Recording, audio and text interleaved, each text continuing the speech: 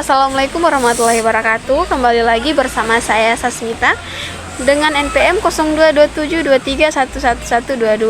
Di video kali ini saya akan menjelaskan tentang metode penelitian, yaitu etnometodologi, yang dimana saya diberikan tugas oleh dosen Dr. Swito SE MSI AK. Saya akan menjelaskan mengenai etnometodologi. Yang pertama, etnometodologi ini merupakan salah satu perspektif teoritis dalam sosiologi yang berkembang pada pertengahan abad ke-20, yang fokus pada studi tentang bagaimana individu dalam kehidupan sehari-hari menciptakan, mempertahankan, dan memahami tatanan sosial melalui praktik-praktik interpretatif mereka. Berbeda dengan pendekatan sosiologi tradisional yang cenderung melihat masyarakat sebagai struktur, yang sosiologi tradisional yang cenderung melihat masyarakat sebagai struktur yang menentukan perilaku individu, etnometodologi ini justru mengeksplorasi bagaimana menentukan perilaku individu. Etnometodologi mengeksplorasi bagaimana individu secara aktif membangun realitas sosial mereka melalui interaksi dan interpretasi yang berkelanjutan. Istilah etnometodologi ini sendiri berasal dari gabungan kata etno yang berarti kelompok atau bangsa dan metodologi yang mengacu pada cara atau metode. Dengan demikian, etnometodologi ini dapat dipahami sebagai studi tentang metode-metode yang digunakan oleh anggota masyarakat atau etno dalam kehidupan sehari-hari mereka untuk memahami, mengorganisir, dan memberikan makna pada dunia sosial di sekitar mereka. Etnometodologi ini pertama kali dikembangkan oleh Harold Garfinkel pada tahun 1950-an dan 1960-an di University of California, Los Angeles, UCLA. Garfinkel yang awalnya adalah mahasiswa doktoral Talcott Parsons di Harvard University mulai mengembangkan pendekatan baru ini sebagai kritik terhadap sosiologi struktural fungsional yang dominan pada masa itu. Karya seminar Garfinkel, yaitu Studies in Ethnomethodology, yang diterbitkan pada tahun 1967, menjadi tonggak penting dalam perkembangan perspektif ini. Dalam karya tersebut, Garfinkel menyajikan serangkaian studi yang menunjukkan bagaimana individu menggunakan metode-metode praktis untuk memahami dan mengorganisir kehidupan sosial mereka.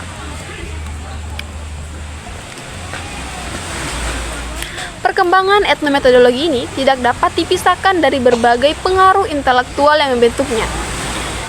Fenomenologi, Edmund Husserl dan Albert Sachs yang memberikan dasar filosofis yang kuat, terutama dalam hal pemahaman tentang kesadaran internasional dan konstruksi sosial realitas. Sachs khususnya memberikan kontribusi penting melalui konsepnya tentang dunia kehidupan atau life world dan aksi sehat, common sense, sebagai dasar bagi tindakan sosial. Selain itu, sosiologi interpretatif Max Weber juga memberikan pengaruh signifikan, terutama melalui konsep Verstehen atau pemahaman interpretasi interaksionalisme simbolik yang dikembangkan oleh George Herbert Mead dan kemudian diperluas oleh Herbert Blumer, juga memberikan kontribusi dan memahami bagaimana makna diciptakan melalui interaksi sosial. Selanjutnya, saya akan menjelaskan mengenai konsep-konsep fundamental dalam etnometodologi. Yang pertama adalah reflexivity atau refleksivitas. Refleksivitas ini merupakan salah satu konsep kunci dalam metodologi yang merujuk pada hubungan timbal balik antara tindakan sosial dan konteks di mana tindakan tersebut terjadi. Garfinkel berpendapat bahwa tindakan sosial tidak hanya terjadi dalam konteks tertentu, tetapi juga secara simultan menciptakan dan mendefinisikan konteks tersebut.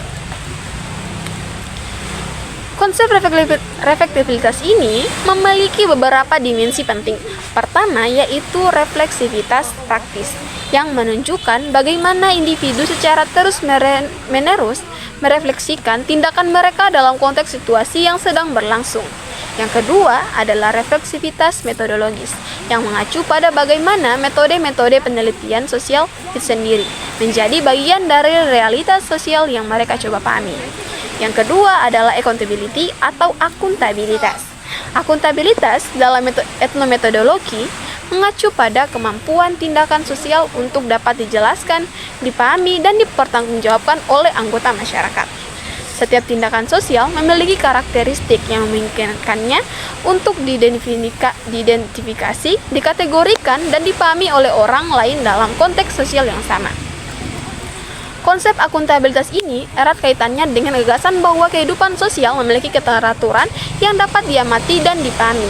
Namun, keteraturan ini tidak berasal dari aturan atau norma eksternal yang memaksa, melainkan dari kemampuan anggota masyarakat untuk membuat tindakan mereka menjadi dapat dipertanggungjawabkan dan dipahami oleh orang lain. Selanjutnya adalah yang ketiga. Yang ketiga adalah indexicality atau indeksikalitas, yaitu indeksikalitas ini merujuk pada karakteristik bahasa dan tindakan sosial yang maknanya bergantung pada konteks spesifik di mana mereka terjadi. Garfinkel menunjukkan bahwa hampir semua ekspresi dalam kehidupan sehari-hari bersifat indeksikal.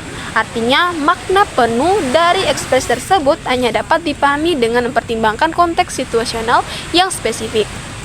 Konsep tersebut yaitu konsep yang indeksikalitas ini menantang asumsi dalam sosiologi tradisional bahwa makna dapat dipahami secara universal atau objektif. Sebaliknya, etnometodologi ini menekankan bahwa makna selalu terikat pada konteks dan situasi tertentu, dan bahwa pemahaman yang tepat memerlukan pengetahuan tentang konteks tersebut.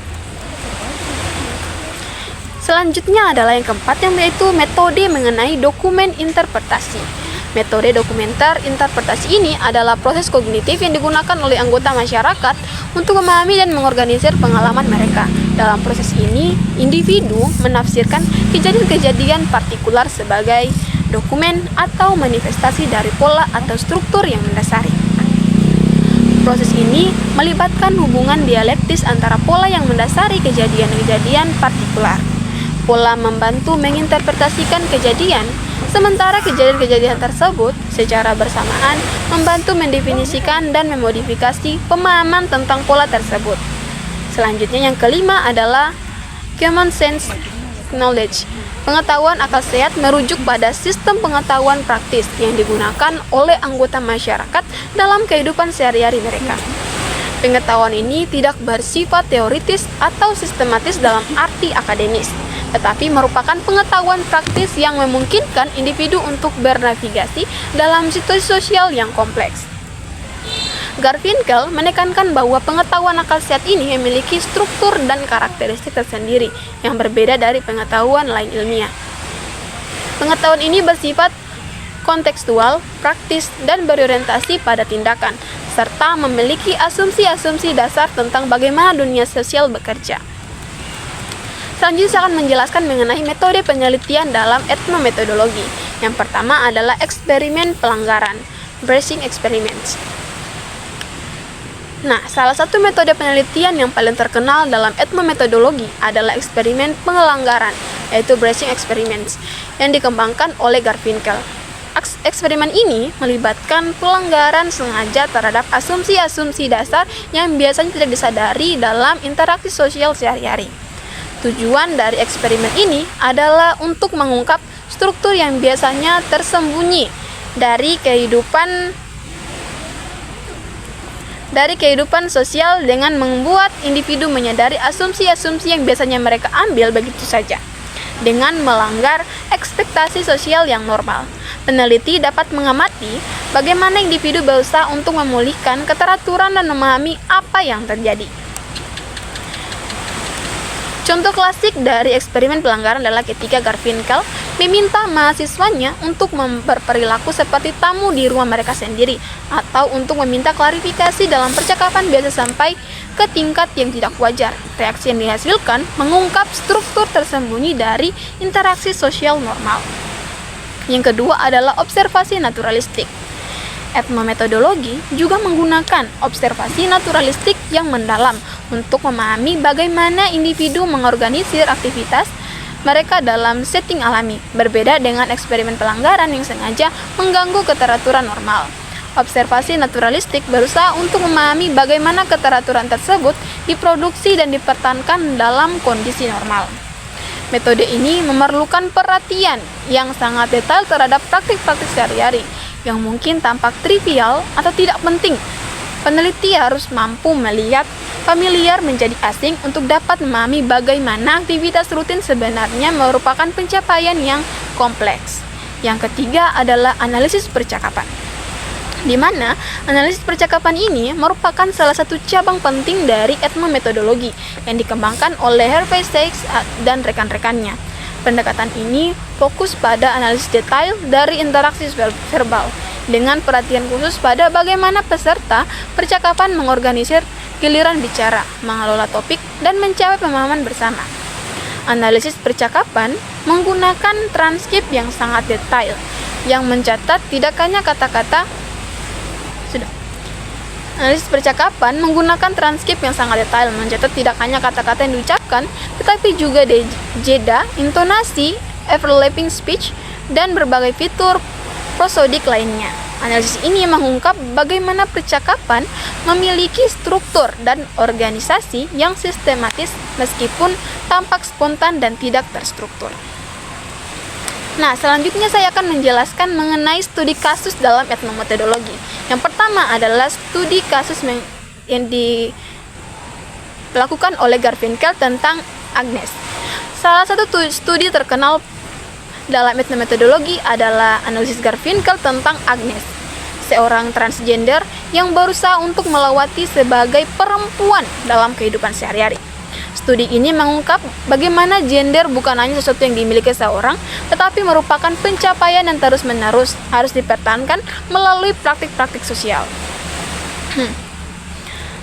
Agnes harus belajar bagaimana untuk menjadi Agnes harus belajar dan mengembangkan berbagai metode untuk menampilkan feminitas dengan cara yang akan diterima oleh orang lain. Ini termaksud cara berjalan, berbicara, berpakaian, dan berinteraksi dalam berbagai situasi sosial. Studi ini menunjukkan bahwa identitas gender merupakan produk dari praktik-praktik etnometodologi yang terus-menerus. Yang kedua adalah analisis aktivitas kerja. Etnometodologi juga telah diterapkan dalam studi tentang aktivitas kerja dalam berbagai setting, misalnya studi tentang bagaimana pekerja di pusat kendali lalu lintas udara, di mana mengorganisasi pekerjaan mereka, bagaimana melihat bekerja di laboratorium, atau bagaimana dokter dan perawat berinteraksi di rumah sakit. Studi-studi ini mengungkap bahwa pekerjaan yang tampak rutin sebenarnya melibatkan keterampilan interpretatif yang kompleks dan pengetahuan praktis yang tidak dapat sepenuhnya dikodifikasi dalam prosedur formal. Pekerja menggunakan berbagai metode etnometodologis untuk mengatasi ketidakpastian dan ambiguitas dalam pekerjaan mereka. Selanjutnya, yang ketiga adalah studi institusi hukum. Etnometodologi juga telah diterapkan dalam studi tentang bagaimana institusi hukum bekerja dalam praktik. Studi tentang pengadilan juri, interaksi antara pengacara dan klien, atau proses pengambilan keputusan hukum mengungkap bagaimana hukum tidak hanya diterapkan secara mekanis tetapi diinterpretasikan dan diimplementasikan melalui praktik-praktik sosial yang kompleks. Selanjutnya adalah kritik terhadap etnometodologi. Yang pertama adalah kritik tentang metodologis ini. Salah satu kritik utama terhadap etnometodologi berkaitan dengan metode penelitiannya, khususnya eksperimen pelanggaran. Beberapa kritikus berpendapat bahwa metode ini tidak etis karena melibatkan penipuan dan dapat menyebabkan distress pada partisipan. Selain itu, pertanyaan juga diajukan tentang validitas temuan yang diperoleh melalui situasi yang sengaja dibuat tidak normal. Kritik lain berkaitan dengan fokus yang sangat detail pada interaksi mikro yang dianggap mengabaikan struktur sosial yang lebih luas dan kekuatan-kekuatan makro yang mempengaruhi kehidupan sosial. Beberapa sosiolog berpendapat bahwa etnometodologi ini terlalu menekankan agensi individu dan mengabaikan constraint struktural. Yang kedua adalah kritik teoritis, di mana dari perspektif teoritis ini, etnometodologi dikritik karena dianggap terlalu relativistis dan gagal memberikan kriteria untuk membedakan antara interpretasi yang valid dan tidak valid. Kritikus berpendapat bahwa dengan menekankan bahwa semua interpretasi adalah kontekstual, etnometodologi menghadapi masalah dalam memberikan dasar untuk penilaian normatif. Yang ketiga adalah kritik politik. Dari perspektif politik, etnometodologi dikritik secara dianggap konservatif dan cenderung melegitimasi status quo dengan fokus pada bagaimana keteraturan sosial dipertahankan daripada bagaimana ia dapat diubah. Kritikus berpendapat bahwa dengan menekankan bagaimana individu beradaptasi dengan situasi yang ada, etnometodologi mengabaikan potensi untuk transformasi sosial yang ada. Lanjut.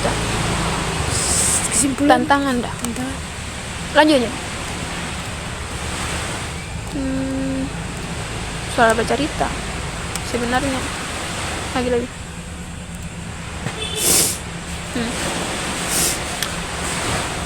Selanjutnya saya akan menjelaskan mengenai tantangan metodologis. Salah satu tantangan utama untuk masa depan etnometodologis adalah mengembangkan metode penelitian yang dapat mengatasi kompleksitas kehidupan sosial kontemporer yang semakin digital dan global. Ini termaksud pengembangan metode untuk mempelajari interaksi yang tersebar di berbagai platform dan konteks, serta interaksi yang melibatkan aktor non-manusia seperti algoritma dan sistem otomatis. Tantangan lain adalah mengembangkan pendekatan yang dapat menghubungkan analisis mikro yang detail dengan pemahaman tentang struktur dan proses sosial yang lebih luas, tanpa kehilangan fokus etnometodologi pada praktik-praktik interpretatif sehari-hari. Kesimpulannya adalah etnometodologi telah memberikan kontribusi yang signifikan dalam memahami bagaimana kehidupan sosial diproduksi dan dipertahankan melalui praktik-praktik interpretatif sehari-hari, dengan fokus pada metode-metode yang digunakan oleh anggota masyarakat untuk memahami dan mengorganisir dunia sosial mereka. Etnometodologi telah mengungkap kompleksitas yang tersembunyi dalam aktivitas tampak sederhana dan rutin. Meskipun menghadapi berbagai kritik, etnometodologi terus relevan dan berkembang, terutama dalam konteks dunia yang semakin kompleks dan termediasi teknologi. Kemampuannya untuk mengungkap struktur tersembunyi dari kehidupan sosial dan untuk memahami bagaimana makna diciptakan dan dipertahankan dalam interaksi sehari-hari membuatnya tetap menjadi perspektif yang penting dalam sosiologi dan disiplin-disiplin terkait. Kedepannya, tantangan bagi metodologi adalah untuk terus mengembangkan pendekatan teoritis dan metodologisnya agar dapat menghadapi kompleksitas kehidupan sosial kontemporer sambil tetap mempertahankan fokus pada praktik-praktik interpretatif yang menjadi inti dari perspektif ini. Dengan demikian, etnometodologi dapat terus memberikan wawasan yang berharga tentang bagaimana manusia menciptakan dan mempertahankan dunia sosial mereka dalam berbagai konteks dan kondisi.